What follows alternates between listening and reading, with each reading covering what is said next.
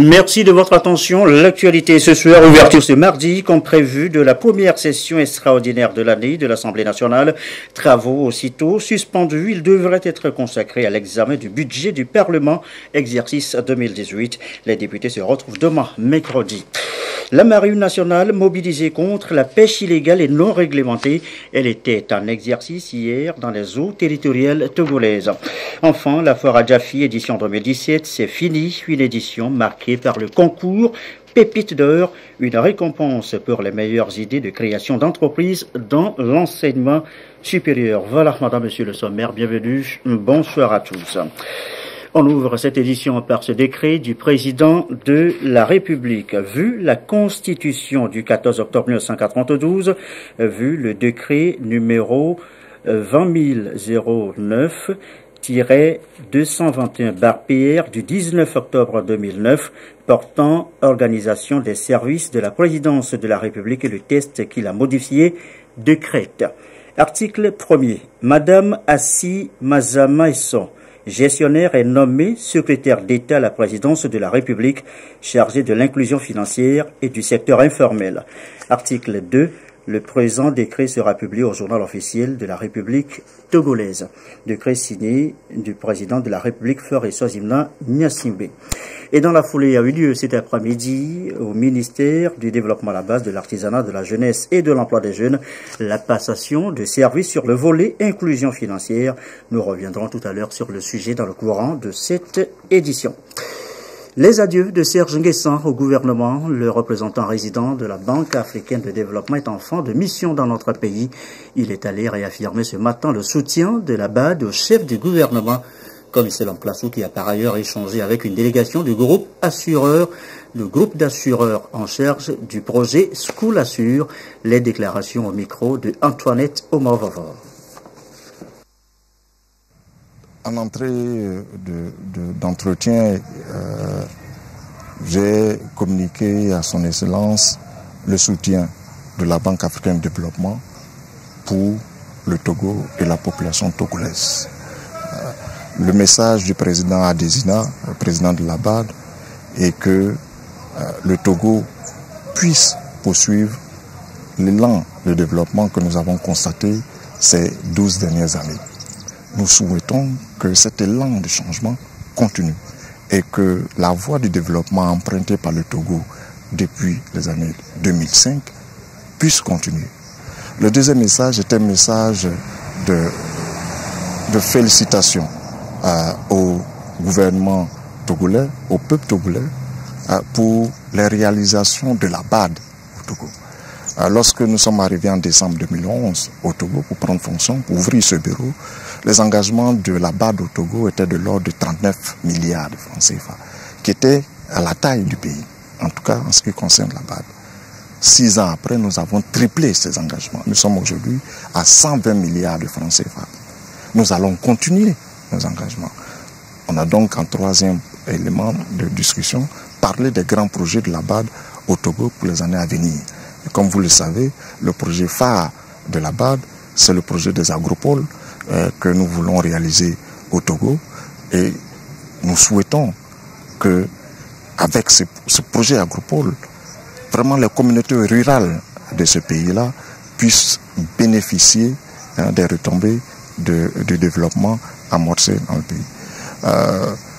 Le Premier ministre nous a remerciés, il nous a donné aussi des recommandations et prodigué des conseils pour notre mission prochaine sur le continent.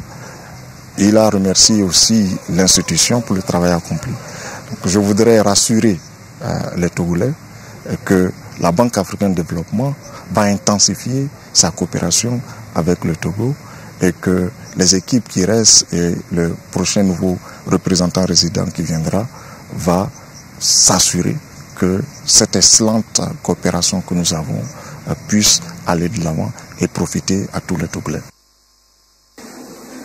Nous tenons à remercier son Excellence, Monsieur le Premier ministre, de nous avoir accordé cette audience, nous permettant de lui faire un point exact sur le déroulé de l'assurance School Assure concernant les élèves et les écoliers.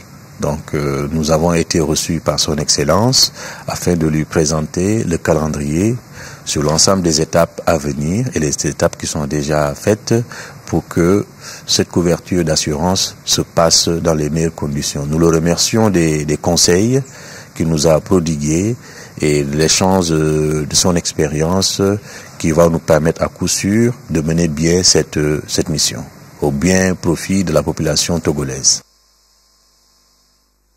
Il est 20h ici, mais c'était annoncé depuis plusieurs jours. La session extraordinaire de l'Assemblée nationale ce mardi, les travaux prévus pour l'examen du budget du Parlement exercice 2018, aussitôt ouverts, ont été suspendus. Ils reprennent demain mercredi. Serge Tastom, Adolphe Paca.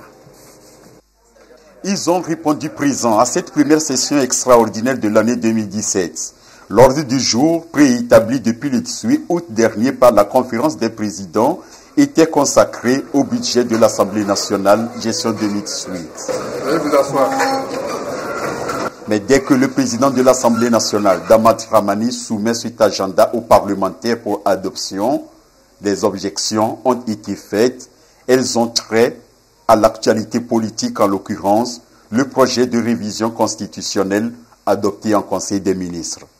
Même si l'ordre du jour, la session extraordinaire a été convoquée sur un ordre du jour précis, quelque chose a été fait au niveau du gouvernement pour qu'on puisse changer cet ordre du jour-là, pour qu'aujourd'hui, on puisse discuter de ce problème. Il y a des choses plus importantes que le budget de l'Assemblée nationale dans la situation actuelle. Cette session extraordinaire a été décidée par une conférence des présidents.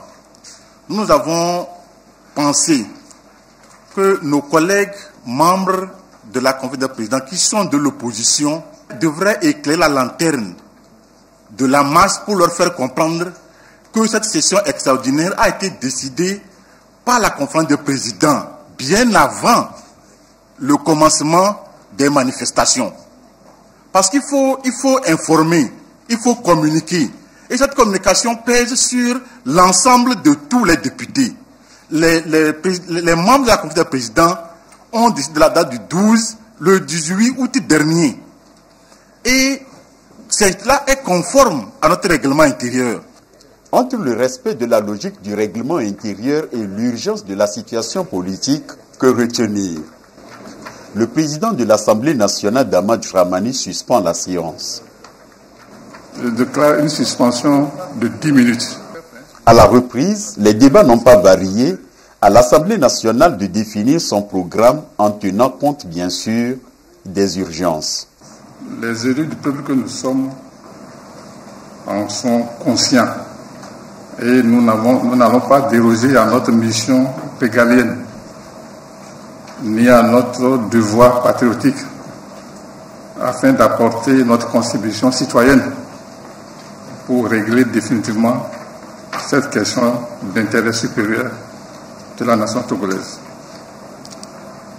À ce sujet, le bureau et la conférence des présidents examineront demain, mercredi 13 septembre 2017, le projet de loi de révision constitutionnelle déposé sur le bureau de l'Assemblée nationale par le gouvernement. À la même occasion, la proposition de loi de révision constitutionnelle déposée par les députés du parti ANC, dont l'examen avait été ajourné, sera remise sur la table de discussion des députés. À présent, toutes les conditions sont réunies pour que la représentation nationale délibère de manière responsable et définitive sur la question des réformes politiques qui plombent notre pays.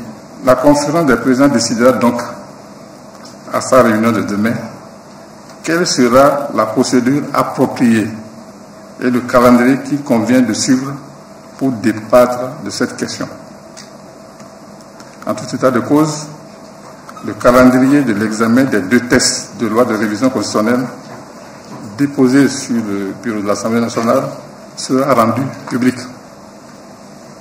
Alors, chers collègues, j'en appelle au sens patriotique de chacun et de tous, au sens des responsabilités individuelles et collectives, à toutes les valeurs citoyennes et républicaines que nous avons développées et cultivées au sein du Parlement durant les 4 années que nous venons de passer ensemble.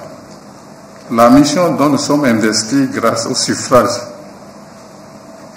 du peuple nous engage individuellement et collectivement à rechercher impérativement une solution consensuelle à la situation actuelle.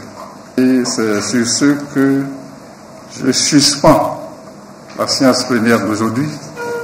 Les députés se retrouvent donc demain mercredi 13 septembre 2017 à 10 h. Les élus du peuple appellent au calme et à la retenue pour une vie socio-économique stable et sécurisée.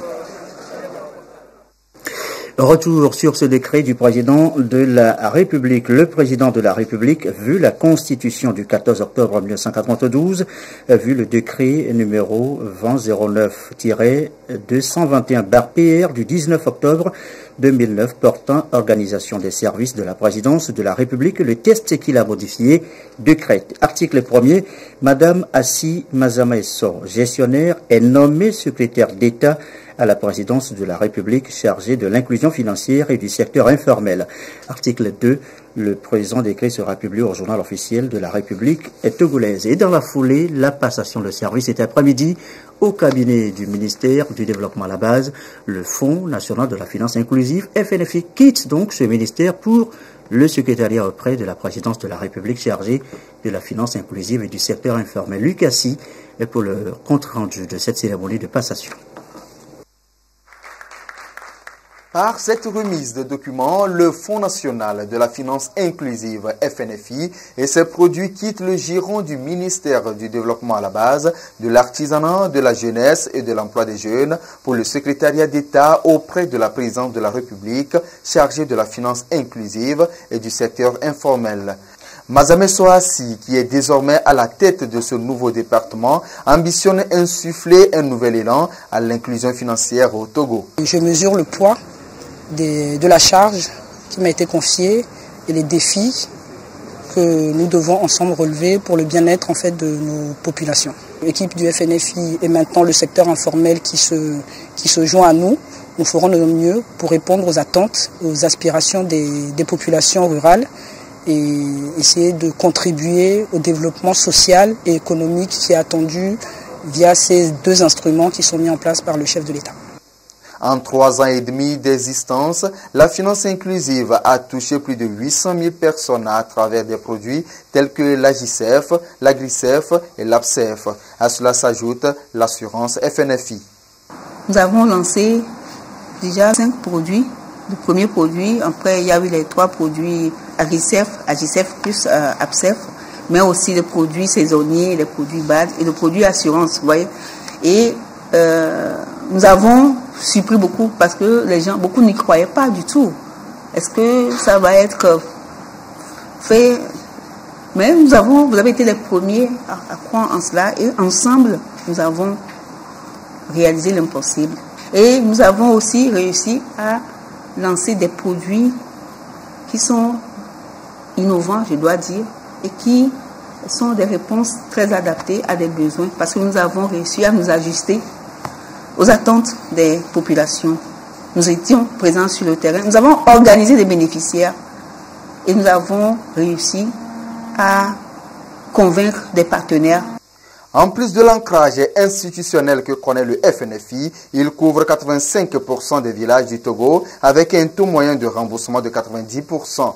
La création de nouveaux produits innovants pour répondre davantage aux attentes et aux besoins des populations à la base reste le défi de ce secrétariat d'État à la présidence de la République, chargé donc de la finance inclusive et du secteur informel. Direction maintenant à l'université de Kara. Sur place est ouvert un colloque scientifique international, 2e du genre pour l'institution. Recherche, démarche, assurance qualité constituent les axes de cette rencontre. Les précisions laissent jouer notre bureau à Kara. La communauté des enseignants-chercheurs de l'université de Kara et d'autres universités réunis en un colloque scientifique international. L'université de Kara a tenté une première expérience en 2014, lorsqu'elle soufflait sa 10e bougie de naissance. Aujourd'hui, elle renouvelle l'expérience en s'appuyant sur le thème « La recherche en Afrique, rétrovision et vision pour l'émergence du continent ». Il y a toutes les disciplines, que ce soit en agriculture, l'alimentation, la santé, l'éducation, la science, l'eau, l'énergie, tous les domaines seront concernés. Et donc cela va nous permettre de faire le point des recherches dans chacun de ces domaines et relever les leviers sur lesquels on doit pouvoir s'appuyer pour envisager l'émergence de l'Afrique. La recherche constitue un moyen pour repousser les limites de l'ignorance en vue de faire progresser la société. La tenue du 2e colloque de l'Université de Kara confirme la volonté de cette institution d'être au service de sa communauté. Nous produisons des connaissances en interne. Et ces connaissances, nous les valorisons à travers des publications. On écrit des livres, on écrit des articles. Et l'impact premier que ça a sur l'université, c'est que ça permet aux enseignants-chercheurs de faire leur carrière. Donc ça permet à l'université de se développer et de se hisser au rang d'université respectable. Ça, c'est une première chose. Ensuite, ça permet de lier des réseaux. Aujourd'hui, nos laboratoires à l'université de Kara ont tissé des relations avec des laboratoires au Niger, au Burkina Faso, au Bénin, etc. Grâce au colloque que nous avons organisé en 2014. Aujourd'hui, il y a des partenaires techniques et financiers qui travaillent avec des laboratoires de l'université de Kara. Par exemple, il y a l'Union européenne qui finance un projet sur la gestion des déchets solides municipaux à Kara. Saluant la pertinence du thème du colloque, le ministre de l'Enseignement supérieur et de la Recherche a précisé que ce thème, dans ses différentes déclinaisons, interpelle fortement les institutions universitaires dans leur première mission, celle de la recherche, mais pas n'importe laquelle. Les maux dont souffrent nos universités sont connus de vous tous ici présents. Ils sont entre autres le déficit en termes de recherche appropriée, recherche à bien des égards en déphasage avec les enjeux globaux du développement. Comment relier adéquatement les savoirs structurants et les savoirs opérationnels dans ce contexte africain et mondial, marqué par des problèmes environnementaux, problèmes de gouvernance, de santé, d'éducation, de pauvreté. Comment ne pas interpeller les universitaires et les sommer d'aider à concilier la théorie et la pratique, le dire et le faire, la parole et l'acte. Le ministre de l'Enseignement supérieur et de la Recherche s'est réjoui de ce que le présent colloque, dans une sorte de bilan critique et dans un élan dialectique de rétrospective prospective, invite les participants à jeter les bases d'une nouvelle orientation de la recherche. Sabiebou, dans l'OTI Sud, localité choisie cette année 2017 et pour l'apothéose de la journée internationale de l'alphabétisation au Togo. Ce choix, loin d'être fortuit, est plus le signe d'un appel à tous les acteurs à s'investir davantage dans le défi de l'alphabétisation. La correspondance à Dapaon de Désiré Alory. L'alphabétisation, éducation non formelle, un plan d'action global pour combler donc le retard dans l'éducation. Il y a 51 ans que la communauté internationale se mobilise pour relever le défi. La journée du 8 septembre, réservée à l'alphabétisation, s'inscrit cette année dans une dynamique, celle de changement de comportement, en mobilisant les hommes et les femmes à adhérer au processus. Au Togo, 43,3% des adultes âgés entre 14 et 44 ans, soit 977 000 personnes, dont 670 000 sont des femmes, un groupe important qui mérite une attention particulière. Sabiebou, dans l'OTI Sud, point d'attraction au Togo pour célébrer la journée internationale de l'alphabétisation. Une promotion qui doit rimer avec l'éthique. J'ai fait l'apprentissage dans ONG 1 pour tous, tous pour un. Quand je suis rentrée ma première jour, je ne connaissais même pas à écrire. Maintenant, aujourd'hui, je peux manipuler l'appareil, à faire calcul, même prendre les mesures des gens. Avec ça, je peux manipuler l'appareil Android. Placé donc sous le thème alphabétisation dans un monde numérique, l'éducation non formelle va au-delà des compétences de base en lecture, calcul et autres pour répondre aux besoins d'apprentissage afin de s'adapter au contexte exigeant avec les technologies numériques. Le but visé, c'est de sensibiliser toutes les communautés, montrer les gens que l'alphabétisation est un défi au développement. Aujourd'hui, vous allez voir, même dans les fermes les plus reculées, tout le monde utilise par exemple le portable. Notre vie, notre façon de vivre, notre façon de travailler, c'est à partir de la technologie de l'information et de la communication. Alors, l'alphabétisation, il va falloir commencer à utiliser ces outils qui nous permettent de passer les messages d'alphabétisation. Le gouvernement togolais s'investit pour faire en sorte que tous les citoyens, jeunes et adultes, maîtrisent la lecture et le calcul d'ici à 2030, a relevé le directeur de cabinet du ministère en charge de l'action sociale, de la promotion de la femme et de l'alphabétisation, représentant son ministre. Selon les études, le taux d'analphabétisme est encore élevé et il est de plus de 36% de notre population, avec une forte prévalence dans les zones rurales, les quartiers périphériques, les zones urbaines et au sein même de la gente féminine. Environ 85 000 enfants se trouvent en situation de déscolarisation et de non-scolarisation. Il s'agit là d'un véritable défi qui constitue aujourd'hui l'une des plus grandes priorités des autorités de la République, au premier rang desquelles, vous le savez très bien, c'est le président de la République qui a décidé de garantir une éducation de base gratuite à tous les enfants togolais et d'offrir des programmes d'alphabétisation fonctionnelle aux adultes analphabètes. Les résultats concrets sont enregistrés sur le terrain et montrent aux couches sociales comment l'alphabétisation contribue au développement durable dans sa globalité. Associée aux nouvelles technologies de l'information et de la communication, elle s'ouvre sur d'autres avantages à chacun de prendre conscience pour relever les défis et répondre à l'ODT 4 qui touche l'éducation inclusive, équitable et repousser les barrières de l'analphabétisme au Togo. Pêcheurs au large dans les eaux territoriales togolaises. Attention à la pêche illicite et non réglementée. La marine togolaise est dans les eaux en pleine opération contre le phénomène. Hier lundi était une étape de l'exercice global africain pour les pays du Golfe de Guinée. L'exercice, le récit, Zabdiel Binyake, Christine Petekialoudé. Ce navire repéré dans les eaux sous juridiction togolaise pratique la pêche illicite non déclarée et donc non réglementée.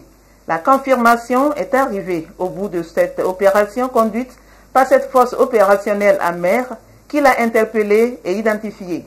C'est en fait un exercice de gestion de crise en mer pour préparer les différentes administrations impliquées à renforcer leur aptitude à lutter contre la criminalité et gérer efficacement une éventuelle crise en mer. Le bateau, il était en toute illégalité. On l'a dérouté, on l'amène à quai. Les passagers clandestins qui ont été retrouvés à bord vont être remis au service des immigrations qui ont leur procédure aussi à part. En ce qui concerne le bateau, la cargaison retrouvée selon notre code de pêche, la cargaison va être saisie, vendue aux enchères. Et le bateau va écoper d'une amende. Cette lutte contre la pêche INN fait partie de la valorisation de l'économie bleue. L'exercice est dénommé Africa Nemo 2017.6, organisé par la France au profit des pays du Golfe de Guinée. Cet exercice, selon le directeur local d'Africa Nemo 2017.6, est mené avec succès grâce à la synergie d'action développée entre les différentes cellules. En tant qu'observateur, et je vois qu'au fur et à mesure des exercices, donc l'action de la préfecture maritime est de mieux en mieux coordonnée et de plus en plus efficace. Donc c'est un très gros, effectivement, c'est très très bien. Et concrètement, c'est d'habituer à la fois toutes les équipes de l'après-mar à travailler ensemble, de se connaître, d'avoir les bonnes réflexions pour proposer les meilleures solutions. Cette opération s'inscrit dans la logique du processus de Yaoundé et de la charte de Lomé relative à la sécurité et à la sûreté maritime. Le préfet maritime a salué la détermination du Togo dans la lutte contre la criminalité de tout genre, afin d'assurer une sécurité optimale dans les eaux territoriales togolaises. Donc pour les pêcheurs illégaux, vous qui occupez aussi illégalement des espaces dans les cantons de Zanguera, Legbasito, Vakwasito, dans le Golfe, attention, la tracée de nouvelles voies dans la préfecture, c'est pour bientôt, très bientôt. La visite d'inspection a commencé, les mesures seront strictement respectées. C'est ce qu'ont réaffirmé ce mardi les premiers responsables de la préfecture. Nous reviendrons sur le sujet d'image dans les prochaines éditions. Sadori, Dapango et ailleurs également, site de plusieurs projets pilotés par le ministère en charge de l'agriculture. Entre autres projets, la construction d'un magasin de 3000 tonnes. Le point des travaux, le compte rendu de Désiré Aloy. Des parcelles de riz à perte de vue dans le Sud. Nous sommes dans la ZAP, zone d'aménagement agricole planifiée de Sadori à Mango. Des terres jadis inexploitées. Avec la mise en œuvre du PENIASA et ses sous-composantes, la zone aujourd'hui aménagée est un espoir pour les producteurs. Un soutien en amont est aujourd'hui renforcé avec des étangs piscicoles et un système d'irrigation en réalisation. Coût d'investissement 800 millions de francs CFA. Une délégation du ministère en charge de l'agriculture pour s'assurer de l'avancée des travaux. On a commencé sans l'irrigation et sans les étangs piscicoles. Maintenant, avec l'appui de l'UEMOA, on est en train d'aménager 100 hectares avec l'irrigation intégrale. En dehors de l'irrigation, le gouvernement a voulu que les producteurs puissent avoir des activités secondaires. Donc nous sommes en train de réaliser les étangs piscicoles et de permettre aux femmes, aux producteurs, surtout aux jeunes, de pouvoir pratiquer le maraîchage pendant la saison sèche. Cela veut dire que sur le site de ZAP de Sadori, il n'y aura pas seulement une seule culture pluviale, mais il y aura 2 cultures. Et en plus de 2 cultures, il y aura l'irrigation, il y aura la pisciculture pour permettre aux femmes d'avoir des activités secondaires. Et sans la maîtrise de l'eau, il serait difficile pour eux de travailler toute l'année. La volonté du gouvernement, c'est de passer de l'agriculture de subsistance à l'agriculture industrielle. Les producteurs apprécient le projet. ZAP nous appuyait avec les matériels et nous appuyait aussi avec le prêt aussi. Il y a de l'engrais aussi, les intrants aussi et les semences aussi. Donc il y a plus d'amélioration maintenant par rapport, on produit plus de 3 tonnes par hectare par rapport à l'année passée. Avec l'aménagement aussi, c'est un grand avantage aussi parce qu'on ne va même plus sentir de la faim. On va produire 2 saisons par année. Cette visite achevée, la délégation met le cap sur cette unité communautaire d'apprentissage de bonnes pratiques agricoles de l'ITRA à la sortie nord de la ville de Dapan. Ici, des variétés de bracaria et de croutalergue, plantes fixatrices et fertilisantes, sont expérimentées. Elles vont servir aussi dans la conservation des sols pour une agriculture en rotation. L'intérêt de ce dispositif, c'est de faire des études en vue de proposer des techniques de restauration et de maintien de la fertilité des sols au Togo avec des plans de couverture adaptés et de travailler dans le sens de la diversification des cultures en introduisant des nouvelles cultures telles que le tournesol et de proposer à l'exploitant agricole un système de rotation céréales, donc culture vivrière et culture de rente, telles que le coton, maïs, nibé, etc. Un projet pour booster davantage la production agricole en quantité et en qualité qui sera stocké par exemple dans ce magasin de 3000 tonnes en construction dans les savanes.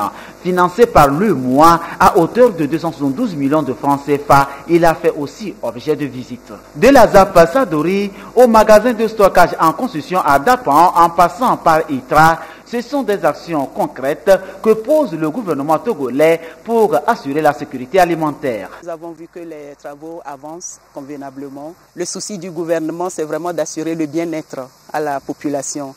Et l'agriculture étant ciblée comme un secteur qui peut contribuer à cela, également contribuer au développement économique, il ne ménage aucun effort pour déployer et mettre en activité ce qui peut concourir à cela. Et à nous maintenant de faire en sorte que ces investissements ne soient pas vains et que les résultats attendus soient vraiment au bout. 3000 tonnes comme ça, il y en a 6 au niveau des régions. Le Péniasa, aujourd'hui décliné en Péniazan, reste un espoir dans la production et la relance économique. Le Togo multiplie donc des actions fortes pour une agriculture performante qui crée des chaînes de valeur. Un mot de l'actualité à l'étranger, le poste de commandement opérationnel du G5 Sahel inauguré sur fond d'accusation de Human Rights Watch. Objectif de cette force, lutter contre le terrorisme dans le Sahel. Regarde.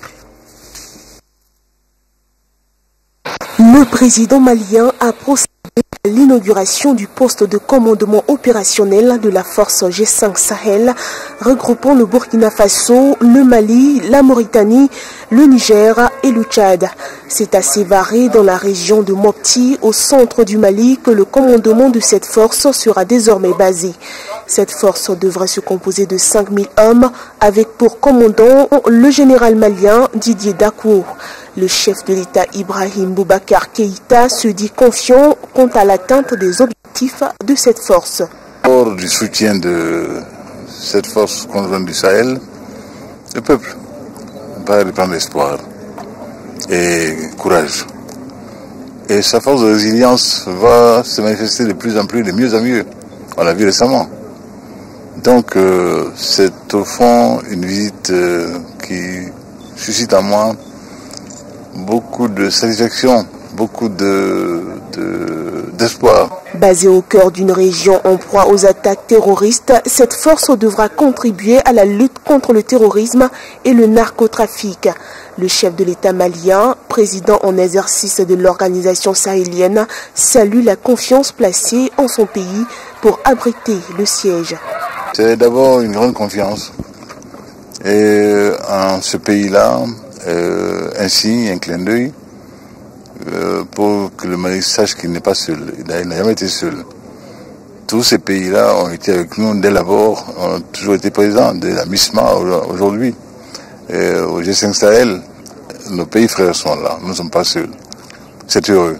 Et c'était, je pense, l'une des vocations de ce G5 Sahel, sa mission principale, donc la mutualisation, la mise en commun. Le Mali a offert 14 véhicules à cette force qui devra être opérationnelle d'ici 30 septembre 2017.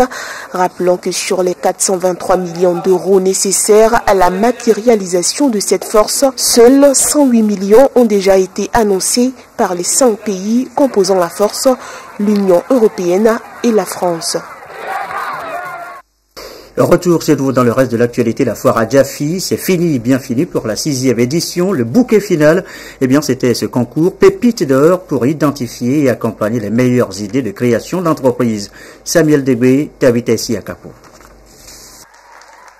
Chocobio, c'est le nom du projet qui est sacré meilleur de cette 2e édition du concours Pépites d'or initié par le comité d'organisation de la foire à Djafi. 4 critères ont permis d'aboutir à cette sélection. Il s'agit de la nature et la qualité, le potentiel économique, la qualité de la présentation et enfin l'engagement, la motivation, la conviction. Dossé Dédé Bénédicte, étudiante à l'Institut national des sciences de l'éducation, est la créatrice du projet de transformation du cacao en chocolat bio. Je ressens la joie, mais aussi le début de notre chemin à faire avec Adjafi pour monter une entreprise digne de son nom.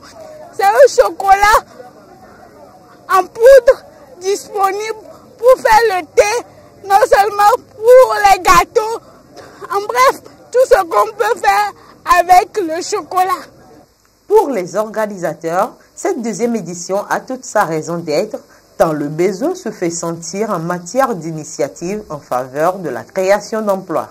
L'objectif qui est que nos apprenants sortent diplômés avec un projet d'entreprise nous invite à maximiser la sensibilisation, l'éveil du génie et de capacité d'entrepreneurs entre nos frères et sœurs des apprenants des écoles supérieures. Nous prévoyons d'abord un suivi pour formaliser ces entreprises ou ces projets en entreprise des jeunes et secondo les envoyer en incubation pour qu'ils suivent des formations. Au cours de ce concours Pépites d'or, 4 autres projets ont été présentés par d'autres écoles. Axée essentiellement sur l'entrepreneuriat, la 3e édition de ce challenge inter-école en milieu universitaire sera lancée dans les mois à venir. Quelques communiqués avant de refermer cette édition du soir. La commission de réflexion sur les réformes politiques, institutionnelles et constitutionnelles porte à la connaissance de l'opinion nationale et internationale qu'elle a rendu le rapport de ses travaux au chef de l'État le vendredi 8 septembre 2017 qui en avisera. Le dossier rendu est composé d'un rapport sur les auditions et consultations effectuées, d'un document portant proposition de réforme par voie parlementaire accompagné d'une note explicative, d'un document portant projet d'une nouvelle constitution accompagné aussi d'une note explicative. La Commission estime avoir pris en compte les aspirations profondes des populations et adresse ses remerciements à toute la classe politique et aux citoyens pour leur disponibilité et leur participation aux différentes rencontres d'audition et de consultation. Elle invite la classe politique à en faire bon usage dans l'intérêt exclusif de la nation togolaise tout entière. Autre communiqué, le dernier ce soir, communiqué du président de l'Université de Lomé. Dans le cadre de ses activités pédagogiques, la direction des affaires académiques et de la scolarité de l'Université de Lomé invite les bacheliers désireux de s'inscrire à l'Université de Lomé à assister à des séances d'information sur les conditions d'accès aux différents parcours et les nouvelles modalités d'inscription les 3 et 10 octobre 2017 à partir de 9h dans l'amphi 1500 au campus Nord. Par ailleurs, la préinscription en ligne des bacheliers débutera le mercredi 4 octobre 2017 sur le site www.das.univ-lomé.tg et prendra impérativement fin le vendredi 1er décembre 2017. Voilà qui me fera à cette édition du soir. Merci à vous qui nous suivez ce soir encore sur la télévision togolaise et comme d'habitude, toujours fidèlement excellente soirée.